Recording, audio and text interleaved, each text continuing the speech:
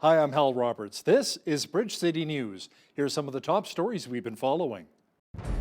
Lethbridge City Council said no to turning a Northside building into a dry drop-in center for the mustard seed.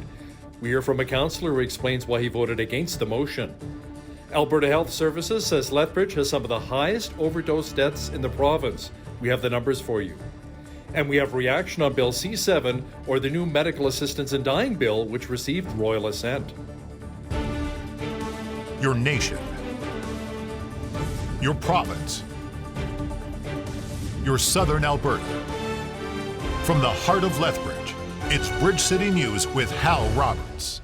Thanks so much for joining us. Lethbridge Police Service has received a letter from Justice Minister Casey Medu expressing his concerns over a number of high-profile cases involving the LPS. The minister has set a deadline of April the 16th to have Lethbridge Police Chief Shaheen Medizadeh put together a plan addressing the issues of recruiting, training, oversight, discipline, and transparency within the LPS. If the chief does not come up with a plan by that time, the minister said he would then look at potentially dissolving the Lethbridge Police Service and bringing in another police force.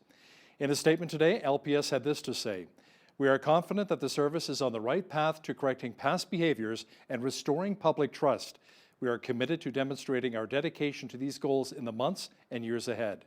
Now, the chair of the Lethbridge Police Commission, Vance, also released a statement saying, "We are working closely with the chief to finalizing our action plan and secure the resources needed to make the important changes required to move us forward."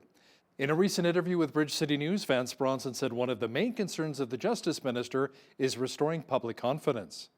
He said, you've got to do something. You have to have some sort of an action plan to address the issue there of public trust. And that's really what he asked us to come up with is a plan. He's concerned because it sort of reflects back on the rest of the police services across Alberta, right? If the public loses trust in one police service, it's possible that they'll lose trust in other police services as well. I was clear in my letter. I will take action. And that action would include, if I need to intervene to set aside the entire police service, I would. And Lethbridge Mayor Chris Spearman also released a statement this afternoon saying, "I am confident that Chief Medizadeh and the Lethbridge Police Commission understand the importance of this task and are making it their #1 priority." Justice Minister Casey Medu is responding to recent complaints about the service, including that employees allegedly use databases to do unauthorized searches on Lethbridge West MLA Shannon Phillips' personal information on police databases.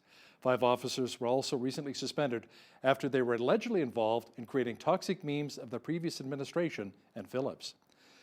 Lethbridge City Council voted 7-2 against the mustard seed opening a new dry drop-in center at 110 13th Street North.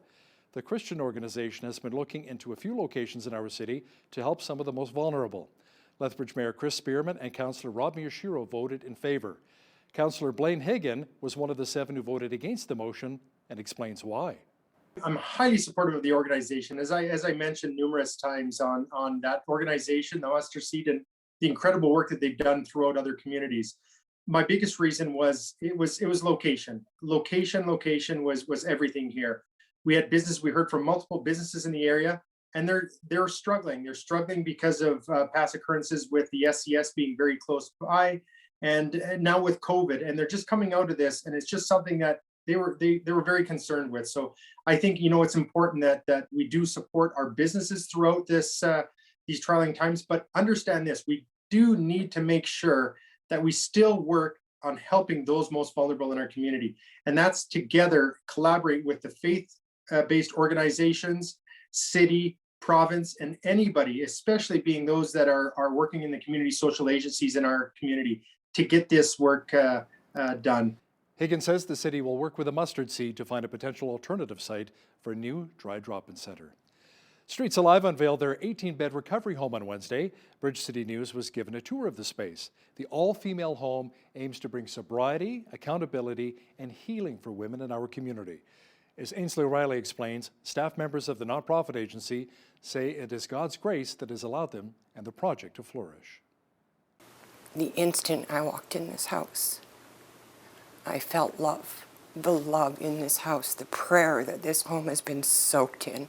And it's not just love from people, but it's the love of God, that I felt. The Holy Spirit is here, and I feel him every time I walk in these doors.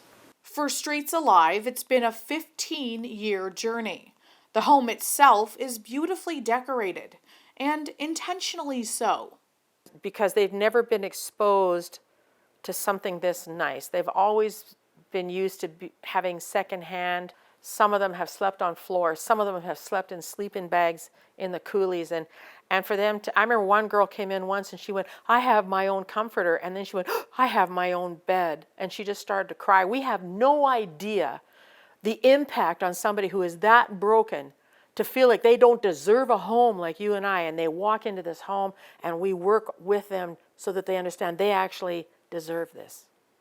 Streets Alive stressed that the building is not a shelter, but a place where these women have made the choice to stay sober. They're tired of feeling beat down by life, and they've just made that decision that as hard as it's going to be, it's harder out there. The women are placed in a 3-step program and pay for room and board. Streets offers additional programming through a service called Genesis Connect. From art journaling to programming that includes learning to, healthy boundaries. All those kinds of classes make a difference. We have psychoeducational classes that happen here. And when it's all said and done, they learn how to be women. So, women of faith. For Bridge City News, I'm Ainsley O'Reilly. There was a record number of overdose deaths in Lethbridge last year. Now that's according to Alberta Health Services. The report shows in 2020, 52 people in our city died from drug poisoning. HS says in December alone, 8 people died in our city from drug poisoning. That is tied for the highest single-month death toll with July of 2018 and June of last year. Across the South Zone, there were 102 deaths caused by drug use, or a rate of 32.8 per 100,000 people. The provincial rate is 28.7 per 100,000. As a percentage of our population, the South Zone had more deaths than anywhere else in Alberta. The age group most impacted by overdose deaths were those aged 35 to 39, and 70 to 80% were men. The mobile provincially run Lethbridge Overdose Prevention Site saw just over 10,000 visits in the fourth quarter of 2020. The former supervised consumption site run by Arches reportedly saw more than 60,000 visits in a single quarter. The province announced today that more than 500,000 doses of COVID-19 vaccine have now been dished out in Alberta. That represents around 10% of a population who's received at least one dose. Health Minister Tyler Shandro says just over 146,000 doses were administered last week alone. Shandro says doubling the amount of pharmacies offering vaccinations has definitely helped. Lethbridge Legal Guidance Society is offering a free 30-minute phone consultation this weekend for anyone who's in need of legal advice. Spots have filled up for March 27th, but there's still appointments available for the 28th. Ask a Lawyer event is set up so that people of all income levels, generally our services are limited to people of low income. This particular event allows us to remove that income cap. People can ask questions about pretty much any legal question they have, whether they're looking at wanting to know what their rights are if they leave a marriage, or their landlord's not giving a deposit back, or questions about contract, whatever question they might have. They have a half hour with one of our volunteer lawyers to get some answers. To register for the event, you can call the Lethbridge Legal Guidance Society anytime at 403-380-6338. Lethbridge College's Aquaculture Centre of Excellence has been running since 2003. Now, the program has seen a rise in the number of people who want to access sustainable food production in our city. As Micah Quinn explains, a new series of courses are being offered for those who are interested in training for the program.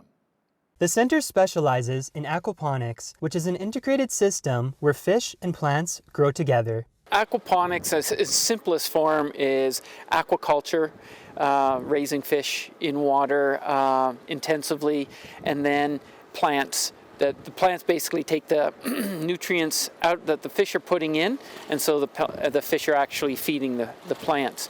But a more complete, I guess, description of that is it's an ecosystem. You have the fish and the plants, but the microbes are a very big part of it, and the three work together just like you would in nature. There are 10 new training courses in the form of micro-credentials that can be accessed by a wide variety of people. Micro-credentials can be taken anywhere, anytime, and the way we're building them, they're going to appeal to industry that's coming and wanting to train workers for greenhouse and indoor growing type environments, but they're also at a level where they might be attractive to high school students or potentially even students a bit younger to get them excited about indoor growing and sustainable food production in different ways in general. Dirksen says that the pandemic has shown a rise in the amount of residents who want to grow their own food sustainably. People are realizing that why are we shipping all the way from California? If we can't get it here, we're more at risk. And people have started eating more healthy too with all COVID and being at home. They have the time to cook meals, and so you see the increase in greenhouse vegetables and fruit and that people have been buying since COVID. For more information on the aquaponics micro-credentials, you can visit the Lethbridge College website. For Bridge City News, I'm Micah Quinn. Emergency crews were called out to an accident involving a semi-truck that flipped over at the Highway 519 and Highway 23 roundabout near Nobleford. Police asked motorists to avoid the area earlier this afternoon as cranes were brought in to help lift the rig and cargo. There were no reports of any injuries. Bill C7, or the new Medical Assistance in Dying Bill, received royal assent and has become law in Canada. Now, to talk about this in more detail is Alex Schadenberg, Executive Director of Euthanasia Prevention Coalition. Alex, can you summarize the changes in the new bill and what it really means for Canadians? The original bill removed that your natural death had to be reasonably foreseeable, meaning that people who are not terminally ill could die by euthanasia. The second thing it did is it removed the 10-day waiting period. So the original law had a 10-day waiting period to die by euthanasia, and this bill removed that. Another thing it did is it said that if you're incompetent but you had been previously approved for euthanasia, you could still die by euthanasia, meaning it removed that you had to be competent at the time of death. But then the Senate got involved, and the Senate added that you could be mentally ill, and that'd be the only reason for euthanasia, and Parliament approved that, but they did put a caveat of a 24-month hold on that for them to discuss the rules around euthanasia for mental illness alone. So what were you most disappointed with when it comes to this new bill? The original bill claimed to exclude euthanasia for mental illness alone, and then the Senate approved that, and then the House of Commons approved that. So now you have something that has not been studied. You have the Psychiatric Association saying, well, there's no proof that psychiatric conditions cannot be treated. So there's no actual, how would you say, parameter as to say this is what you should do and not do. And yet you have now legalization of euthanasia for mental illness alone, which would come into place in 2 years. It's a great concern because what does it actually mean? I don't know. On top of it, the bill still lacks definition. There's no definition for the term psychological suffering. So what does that mean? So Alex, where does this bill leave you and your group, Euthanasia Prevention Coalition, moving forward? People contact us on a regular basis dealing with these issues around end of life, especially euthanasia and assisted suicide. And we're directly involved with providing services to help people, especially when it's a family member and they're trying to say, we don't agree with what our sister or mother or father's planning to do. How do we talk to them? How do we try and stop this from happening? Euthanasia Prevention Coalition is there for them. That was Alex Schadenberg, Executive Director of Euthanasia Prevention Coalition. The Trudeau Liberals say that they will present their first full budget in over 2 years on April 19th. Plans for a budget were shelved last year as the COVID-19 pandemic threw plans into disarray. This will be Finance Minister Chrystia Freeland's first budget after taking over from Bill Morneau last summer. Canada entered this global pandemic in a strong fiscal position, which allowed our government to provide unprecedented support to Canadians. We will continue to do whatever it takes to support Canadians and Canadian businesses, and we have a plan for jobs and robust growth. I'm pleased to announce that on April 19th at 4 p.m., the government will present Budget 2021. Pursuant to Standing Order 82.3, I ask that Standing Order 83.2, I ask that an order of the day be designated for that purpose. Thank you, Mr. Speaker. One of our regular contributors, political reporter Brian Lilly, says what's good about this budget is that we'll finally be able to see exactly where our tax dollars have been going when it comes to pandemic spending. The Trudeau Liberals have been spending at breakneck pace. The deficit now bigger than budgets used to be only a few short years ago, and we don't know where all the spending has been going. So this is more than just a theoretical exercise or parliamentary tradition. This is how the opposition, how the media, how the public gets a sense of what's going on. And then once the budget's tabled, you get all the other layers of checks and balances on government spending. Mr. Lilly will also discuss how the Conservatives are demanding the Liberals put forth a reopen the economy plan. That interview with Mr. Lilly is coming up after business news. Saskatchewan Premier Scott Moe says a household visitor ban is back for the city of Regina. Restaurants and bars will also have to close. The same with indoor event venues, including museums and movie theaters. A travel advisory has also been issued for the capital city. Effective immediately, household gatherings go back to where they were a few weeks ago. And so that's no gatherings with people outside of your own household, with some limited exceptions for people that may be living alone, co-parenting arrangements, of course, service providers and caregivers. We're strongly recommending that if you're able to work from home, you should work from home. Banquet halls, community halls, art galleries, museums, libraries, cinemas, arcades, bowling alleys, event venues, live theaters, and the science centers must close effective midnight this Saturday, March the 27th.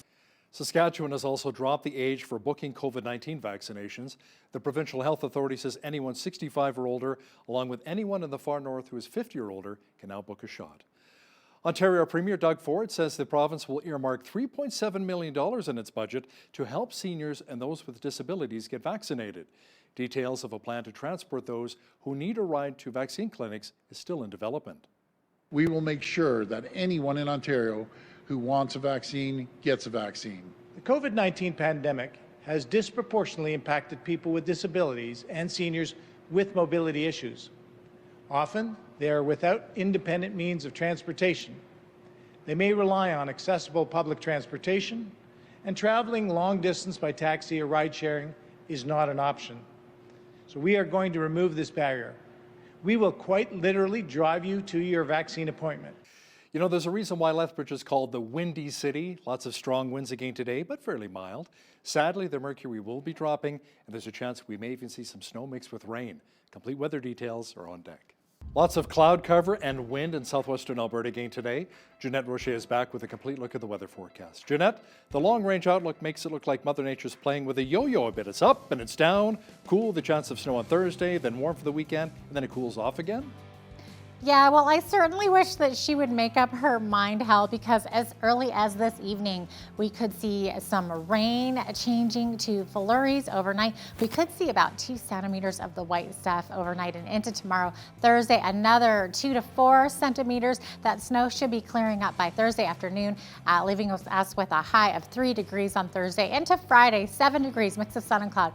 Beautiful weekend ahead of us. And look at those teen temperatures. 14 on a Saturday, 16 the high on a Sunday with a mix of sun and cloud. But guess what? Sunday night, we're going to see overnight showers, possibly turning to flurries as that temperature drops to 0 overnight to Sunday night. Into Monday, those flurries are going to continue. They should clear up by Monday afternoon. 2 degrees the high on Monday and a high of 6 for next Tuesday. So although we're seeing a mix of all this precipitation, we are staying fairly much above the average high for this time of year, especially with those teen temperatures coming up this weekend. So the average high for this time of year, 8 degrees, -5 is the average low. 21 was our high temperature in 1999, and it was a chilly -26 on this day back in 1955. Sun rose this morning at 7:25 a.m. and our sunset this evening just before 8 p.m., so 7:50 p.m. Loving these longer days. It means that summer is definitely coming, even though spring just arrived. I still feel like summer is coming for sure. Victoria, mix of sun and cloud tomorrow, high of 11 degrees. Could see a chance of showers in Vancouver with a high of 10.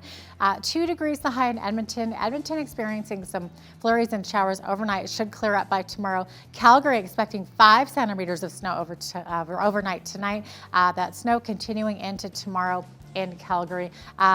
Saskatoon could see a 30% chance of flurries tomorrow, high of 2 degrees.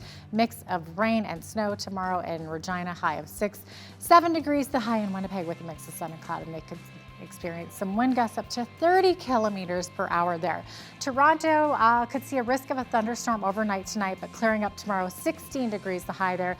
19 in Ottawa, 20 in Montreal. Both Ottawa and Montreal experiencing some showers tomorrow. Over on the Atlantic coast, over in Fredericton, drizzle actually could see 2 to 4 millimeters of rain tomorrow, high of 9 degrees. The rest of the Atlantic coast here, we're looking at drizzle and fog for most of these cities. Halifax, high of 13, 12 in Charlottetown, and 5 in St. John's, Newfoundland, with rain and fog dissipating by the afternoon. So there you have it.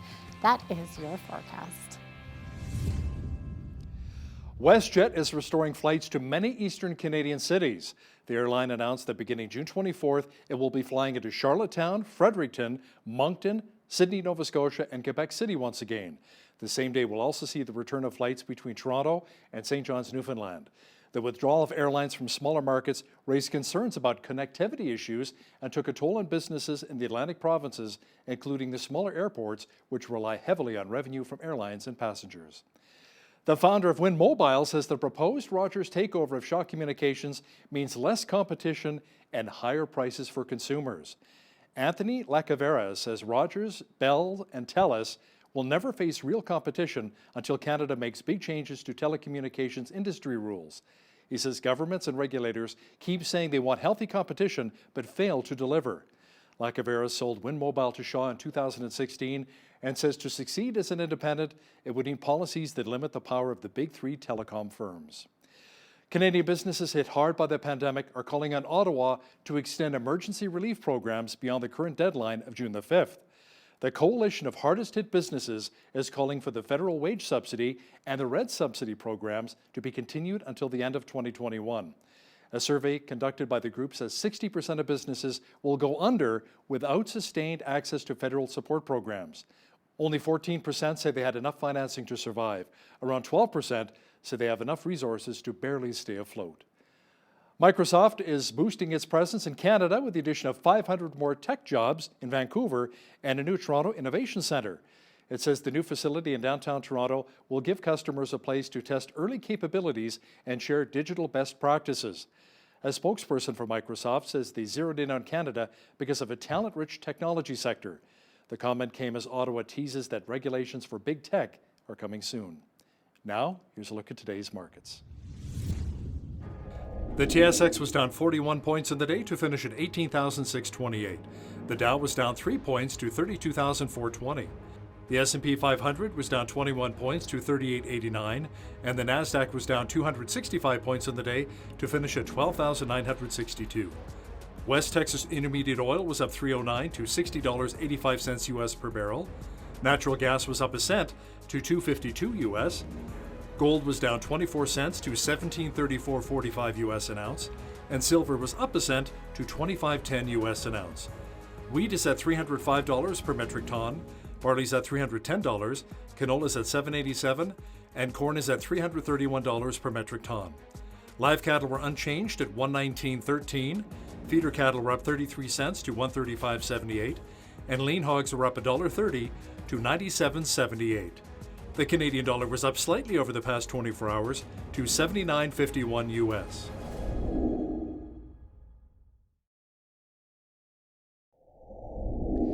Recapping one of our top stories this hour, Alberta Justice Minister Casey Medoux says he may dissolve the Lethbridge Police Service unless issues within the LPS are addressed. Medoux sent letters to various city officials, including Chief Shaheen Medizadeh, saying he has until April 16th to come up with a plan to address issues of recruiting, training, oversight, discipline, and transparency within the LPS. If a plan is not presented, then Medoux says he may potentially dissolve the LPS and bring in another police force for Lethbridge. The federal Liberals are tabling their first budget in over 2 years on April 19th. Coming up, political reporter Brian Lilly explains what that will mean for the average Canadian taxpayer. We shall hear from Mr. Lilly in just a moment.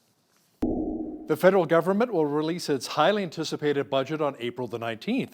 Now, this will give Canadians a detailed account of pandemic spending and how the Liberals plan to spend billions more on the road to economic recovery. To talk about this in a little more detail is our political reporter, Brian Lilly, joining me once again from Toronto. Brian, this will be the first budget in what, more than 2 years? It will be more than 2 years by the time that the Trudeau Liberals bring the budget down. And I'm old enough to remember when the Trudeau Liberals were denouncing the Harper Conservatives for bringing in a budget. I think it was around April 20th. Maybe the one day makes a difference and it's all fine now, but they thought it was far too late. Well, they skipped doing a budget last year. I think all the provinces did eventually. Some of them were late, like Ontario's was in November, but they all brought in budgets and managed to do this. The Trudeau Liberals have been spending at breakneck pace. The deficit now bigger than budgets used to be only a few short years ago. Wow. And we don't know where all the spending has been going. So this is more than just a theoretical exercise or parliamentary tradition. This is how the opposition, how the media, how the public gets a sense of what's going on. And then once the budget's tabled, you get all the other layers of checks and balances on government spending. Are they spending the way they promised? Are they overspending? Are they putting them, is the money that they said was allocated to a certain measure actually being spent? You know, oftentimes you hear governments make grand announcements of what they're going to do, and then you go into the public accounts or the estimates later on and you find out that money never went anywhere. Well, these are the types of things that we need to be able to do if we're going to hold this government or any government to account. So it's very important. I'm expecting a big spending budget that will be the prelude to an election, because I'm still on the team that says we're going to a spring election. And what many people have to realize as well, these are taxpayers' dollars, so that's not free money. The money has to be paid back.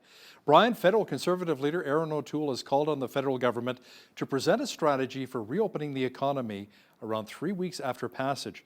You know, something has to give. Thousands of Canadian businesses going under, including thousands of restaurants.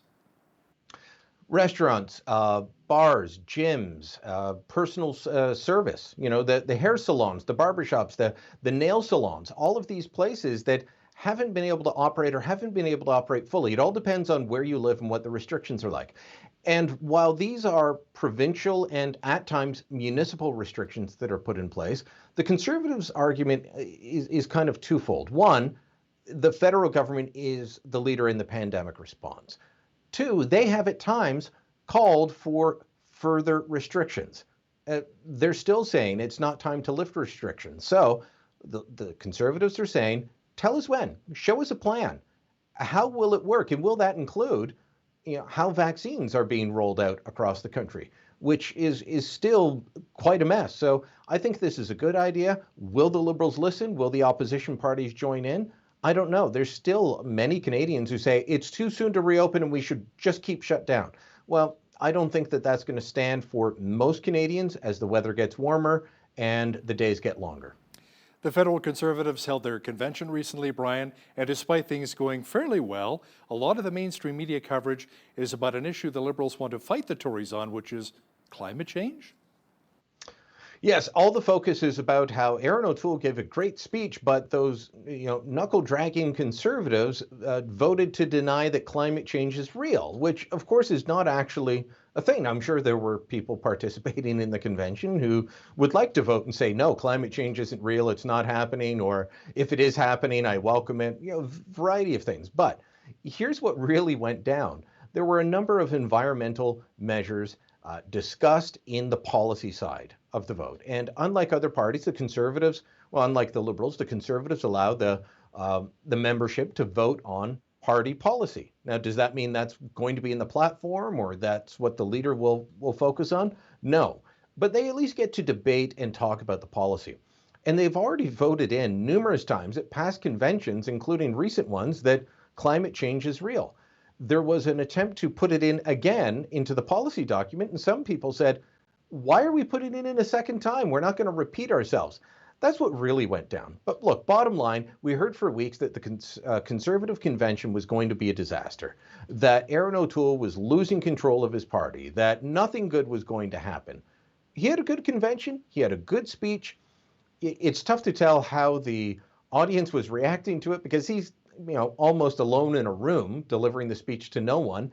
giving it virtually, and people are sitting at home watching on screens like this one as to whether or not they like it. So it doesn't have the same feel, but overall I'd say Erin O'Toole hit the right marks coming out of this virtual convention.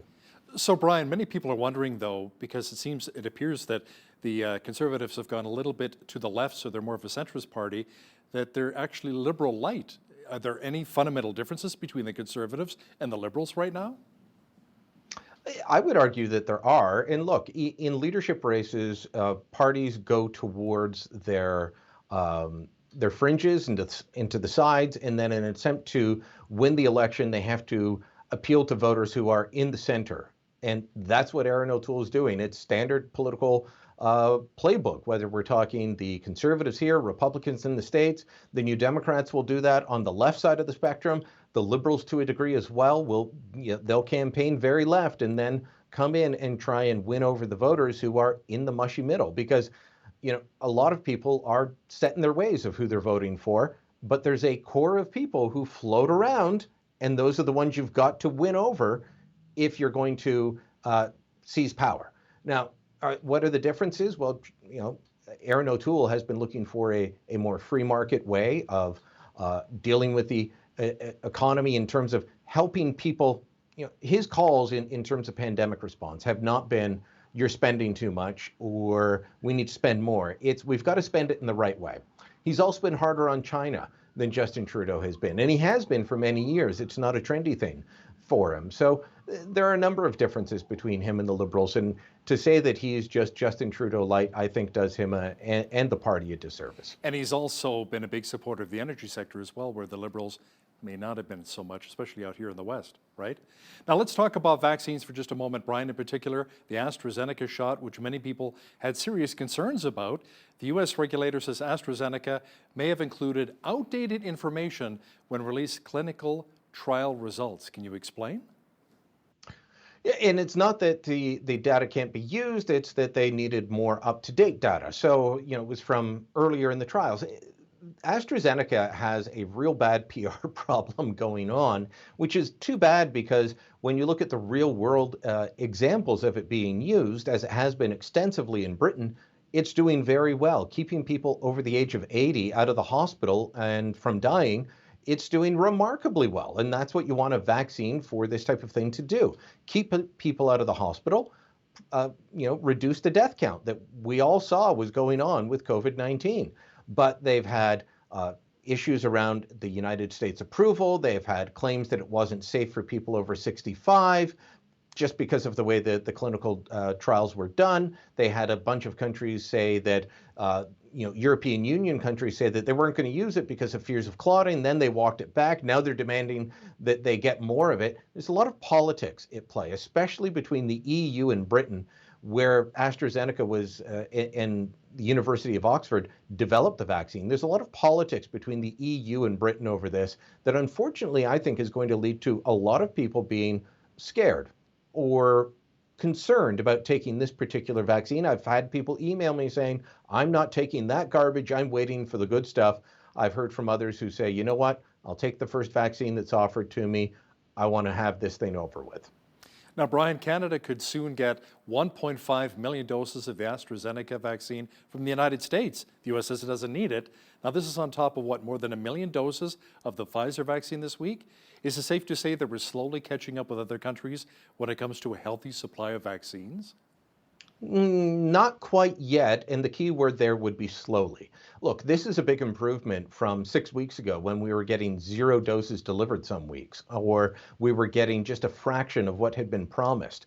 We are slowly ramping up, and that's a good thing. And despite claims that some premiers, and it always seems to be the conservative ones that they claim are sitting on leaving vaccines in freezers, it's not true.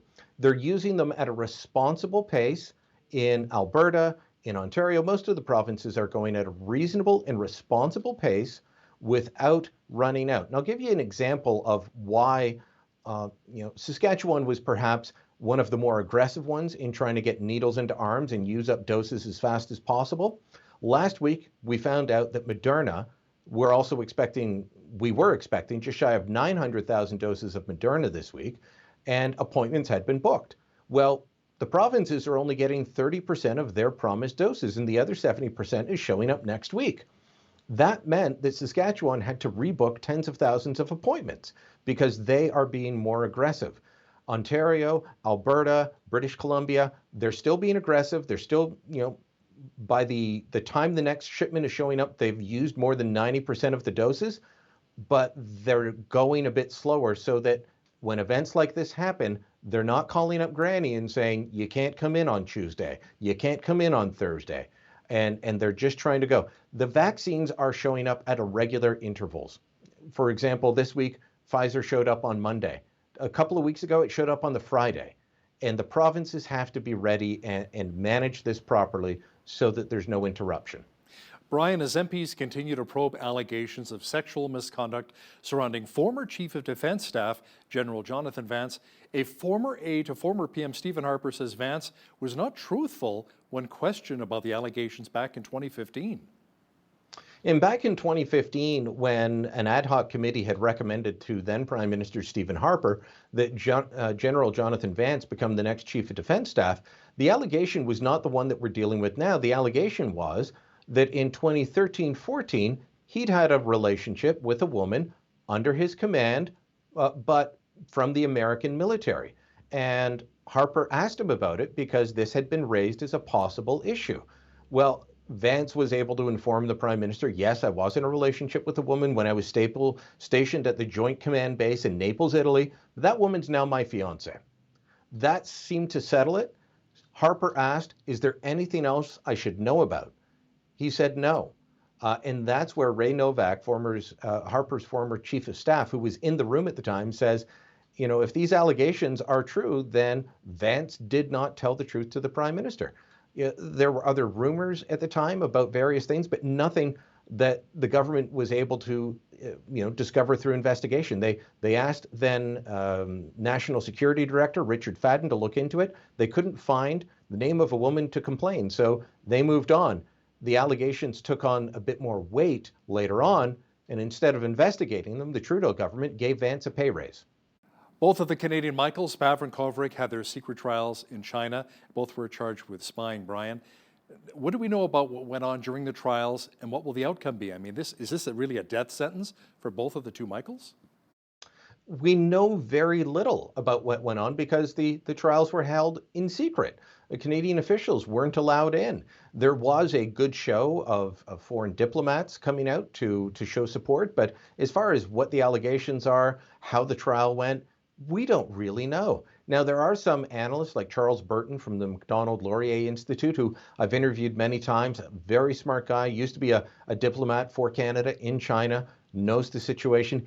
He is hopeful that the fact that they've brought them to trial might mean that China no longer sees a political use in having Michael Kovrig and Michael Spavor in custody, that perhaps they're doing this so that they can say, we've tried them, we found them guilty, and we're sending them back to Canada. That's his hope, and that would be the best outcome, because they're no longer useful in the fight by China to try and get Ms. Meng, the Huawei CFO, freed. So we can hope for that, and we can hope that this continuing pressure from other countries does take hold. Yeah, let's talk about some of the support that Canada's received from some of the other countries. What has really changed here? I think what has changed is more than a year of diplomacy by the Trudeau government. I'll give them great credit on that, in trying to get other countries to sign on to a document that singled out China, and they did that. A change in U.S. administration. The Trump administration was no friend of China. In fact, they were fighting with them often. Joe Biden is taking a different tack. He is trying to rebuild the relationship, but at the same time, treating these two Canadians as if they're Americans and demanding that they be released. So China is also under a lot of pressure on issues like the Uyghur genocide and others, and they're starting to feel the pinch internationally. So they're lashing out. They're again accusing Canada of genocide against First Nations people. They're trying to claim that Canada is worse than China. We all know that's not true, but that's the position they're in. They're feeling the heat and from the international community in a way that they haven't before. Let's hope that Michael Kovrig and Michael Spavor can make it home safe and sound. Political reporter and Toronto Sun columnist Brian Lilley, thanks for your time today. Thank you, Hal. Well, we all want to be in great shape and have nice bodies, so we try fad diets and start to exercise, but often it doesn't last long before we give up.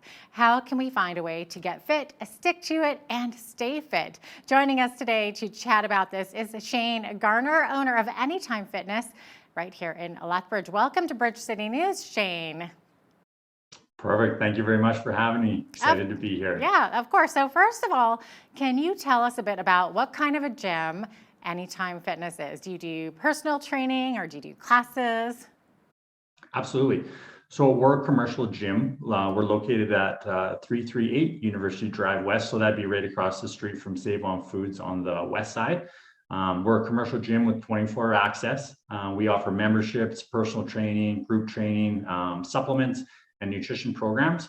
And really the thing that we try to differentiate ourselves from other commercial gyms is we're the club that coaches, cares, and connects. And what that means basically is when someone comes through the front door, there's resources available regardless of skill level. So if you just come through the front door and you're good to go and you just want to work out, obviously that's great. We can accommodate you. But if somebody comes in and maybe they've never stepped foot into a gym and they need all the resources that we can offer, that's perfect too, because we have a platform that can assist them. And really that's it, right? Is we try to be a club that can accommodate all skill levels, because sometimes coming to the gym is quite scary and it's intimidating, and we just try to remove that whole aspect of that. Yeah, absolutely. So what age groups are able to participate with you? Anywhere from 14 to unlimited. And we really do see, being on the west side, we see all age groups, all demographics, all body sizes, all body shapes, all different levels of experiences. And that's really what we are. We're the neighborhood gym. So in saying that, we get the neighborhood. That's awesome. Now, I'm guessing that it's been a financial challenge for gym owners with COVID restrictions in place. So as someone who sees this firsthand every day, would you say gyms are at least as safe as shopping at local grocery stores? Well, obviously I'm a bit biased, but for the general public that maybe don't know what all goes on, I would say obviously yes. The reason I'd say yes is because of the level of cleanliness and safety that's been regulated by the government for us, but also because of the standard that members expect from us. So with so much media coverage on what's going on, the expectations are very high for us to conduct ourselves in a professional manner. We've always prided ourselves on operating a really clean, organized, tidy gym, but with the COVID restrictions coming onto the scene, obviously things have been heightened to another level. And members already wipe equipment, before they use it, after they use it, but really it was the education on our staff to accommodate the new regulations. So, our staff members are sanitizing high touch points every 45 minutes, like handles, railings, that kind of stuff. We're even we bought a bunch of commercial fogging machines, and we've just openly invited AHS to also come and tour the facility and make sure that we're compliant, we're doing everything right, and we're protecting the members. For us, we had over 25,000 visits over a 6-month period, and we've had no COVID-related cases. So we're doing our very best, and the industry as a whole is doing quite well as well. That's amazing. You guys are right on top of it. I absolutely love it. So speaking of physical fitness, so where are we at in Southern Alberta? How do we generally score on the physical fitness report card? We're doing a lot better, especially in the last 5 years. Regardless of area or demographics, but the awareness of just health and wellness by people generally is something that's definitely becoming more and more conscious for people, and people are definitely taking active steps to making healthy life changes. And then those are obviously, from the extreme all the way to, a lot of people are just starting to move, right? They're just becoming conscious that they can no longer live this lifestyle and they need to improve it. And they're making small, subtle changes that are, definitely a step in the right direction. Right. Now, there might be some people out there who say, hey, I don't exercise all that much. It's not a big deal. But if we're not getting regular exercise, how does this impact our physical and our mental health? The way we try to explain this to people, because that's a common attitude. I mean, first and foremost, like the human body, I mean, just as a system, I mean, it's made to move, right? It's made to lift and walk and stretch and be under load. I mean, it's not really made to sit in a chair for 8 hours a day. It's not made to eat all the processed food, which is really common in the lifestyles we live today. And I mean, obviously there's physical and the mental side of that is it helps a lot to have active lifestyles. But I mean, the kind of our takeaway with a lot of people is, you know, you either make time for your wellness or you'll be forced to make time for illness. So that seems to resonate with people a lot. And it's so true is, you know, you've got to look after yourself or, you know, there were consequences down the line. So, I mean, nobody wants to do that. So that's why, kind of going back to what we were talking about before, it seems like a lot more people are becoming conscious of that and making the lifestyle changes. So important. So what stops people from maybe getting started? Is it personal fears that it might be too hard, or that it'll take up too much of their time, or they won't see results for their money? You know, I think all of those what you mentioned are to some degree, but the most prominent one, it's the scared, fear, intimidation. I'm sure you've heard it. We hear it all the time. Is people are like, oh, I just need to get in shape before I come to the gym. You know, it sounds silly, but it's true. A lot of people end up doing that, or thinking that's the mentality they need to show up in shape. The amount of people we've had too that, I mean, they sit in their cars and they contemplate for 20 minutes before stepping through the doors is another thing. And it's just the fear of maybe they're going to be embarrassed. I mean, maybe they're going to be ridiculed, maybe all these negative things. And I think that's one of the biggest things that stop people from coming through the doors. And it's not true. When people come through the front door, most commercial fitness is, you know, obviously Anytime Fitness, but I think most people would be surprised at how accommodating most commercial fitness facilities are. And when they do come through the front doors, even if they are scared, intimidated, maybe they've never set foot in a commercial fitness center, is they all are quite accommodating regardless of skill level. And they usually can accommodate you with a variety of products. So it's really just that getting yourself through the door is the hardest part. I think you're right. I think that intimidation factor might be what it is, because you picture a gym with all these beautiful buff people, right? And if you think, well, that's not me, yeah, I totally understand that. But I've been attending gyms for all my life, and for the most part, like I've never seen anyone really look down on anybody else. So, and as you know, like, I mean, the majority of people that are working out, I mean, they're just normal people, right? You know, people get the mental image that there's just a bunch of tan, jacked, beautiful people. Exactly. But yeah, it's not the case. It's not. It's just everyday normal people like you and I, just trying to get in better shape. Absolutely. Now, what do you recommend for someone who wants to just get started and who wants to keep it simple?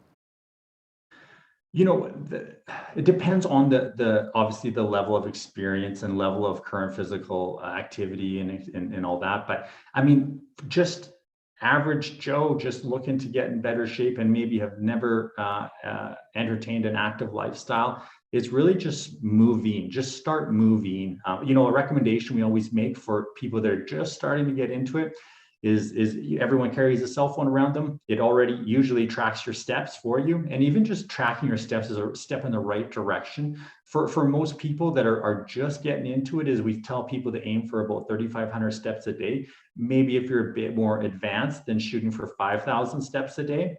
And then things like, maybe they don't want to come to a gym quite yet, but using your body weight for exercises, things like jumping jacks or body weight squats or stretching. And again, just using your body for what it's meant for.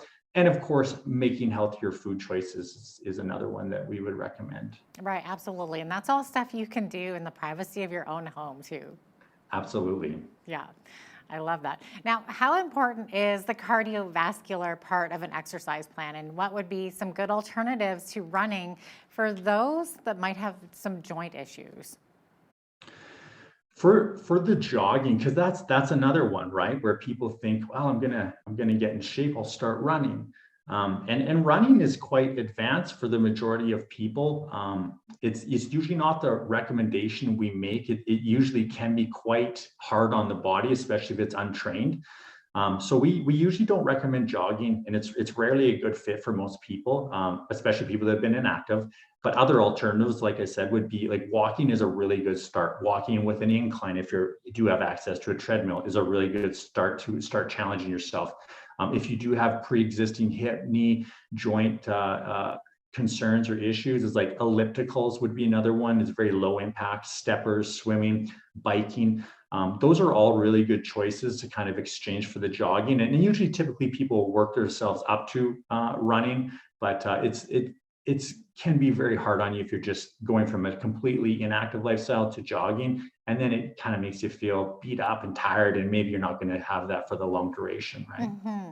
Now, any advice on how to go about developing muscle building routines without injuring yourself? And also, how important is it to build muscles? Yeah, for as far as like developing a routine, obviously, everyone has access to the internet. Sometimes with the internet, there's almost an overabundance of information. It's hard to sort it all through what you should be doing. We offer the Anytime Fitness app. It has 4,000 workouts on it for a variety of skill levels. But that's something we can help you with. I mean, people can reach out to us, or like I said, log online. I mean, some of the things that people are going to notice, especially as they age, is increasing bone density. It can recharge the metabolism and increase the capacity, enhancing mental health. We talked about that a little bit. And then just reversing physical frailty. I mean, it goes back to us talking about the human body is just made to, exert and be under load. So those are the things you're going to notice, and especially as people age, it's so important to keep some sort of healthy, active lifestyle. Now, you mentioned aging. So I know muscles obviously develop more easily when you are young, but older people should try to build muscles too. So what would you recommend for like a senior citizen, how to get started on that? Really, it's going back to what we originally talked about. So if someone is classified as a senior citizen and maybe they don't have a prior experience, it's getting back into that movement, right? Is getting into some walking, tracking the steps, just starting with some very moderate body weight exercises, and of course, making healthy decisions. But the biggest aspect there is to not go too hard, too much, too fast. And if somebody is venturing out and they're trying to get into shape, I think another really key component is asking for advice, and just make sure that advice is backed up by someone with some experience, because there's lots of advice out there. Some of it's poor, some of it's phenomenal. Just make sure you've got the proper advice as well. That's great. And then on the flip side, at what age can youngsters start using weights while being safe, of course? Yeah, typically 14 is there's some, again, this is a really highly debated subject, and there's quite a bit of science coming into play here. But typically what we recommend is if 14 and over you can begin to start weight training. We don't recommend any large loads being placed in the body younger than that. And then as people progress into the 15, 16, 17, then obviously the amount of intensity and loads increase as well. Now, what's better, to do lower reps with heavier weights or more reps with less weight? What works better? I would say it depends. Okay. It depends on the goal. So science says reps 1 to 5 are going to be the most beneficial for strength building. Okay. Science says reps for 6 to 12 are going to be the most beneficial for muscle building. Okay. And then reps 12 to 20 are going to be the most beneficial for training a muscle for performing under load for duration or endurance. So it really depends on the goal, but typically most people are going to fall in that 6 to 12 range because they're trying to get the muscle stronger, a little bit bigger, probably look a little bit better is one of the goals. And that's usually what we recommend. Okay. Now, if somebody is overweight, how can they start doing exercises safely? What do you recommend for that?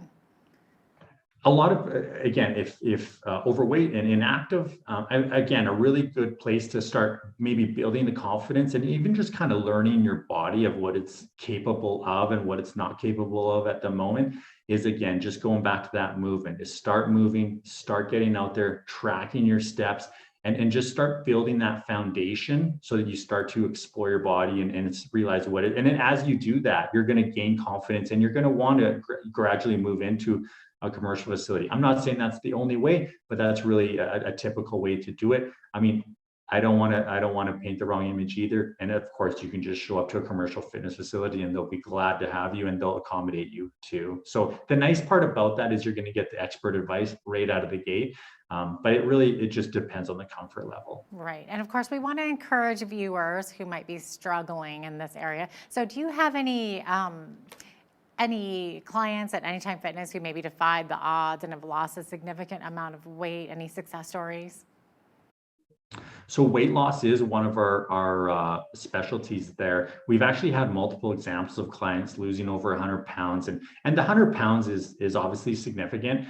But what's more significant is you literally see people transform their personalities, their confidence, their energy levels, everything, even all the way down to like the relationship with their spouse or their kids. I mean, it can be life changing. So yeah, I mean, we do have multiple examples of that. I mean, we do have examples of that with pictures in the club if anyone's interested and want to discuss that further. Yeah, it's really, I just can't get over how that's one of the most exciting aspects of being part of this. That's amazing. It looks like we are out of time, but thanks so much for being with us today, Shane. Shane Gardner is the owner of Anytime Fitness here in Lethbridge. We appreciate having you on. Thanks for having me. I'm Jeanette Roche. On behalf of all of us here at Bridge City News, thanks for watching.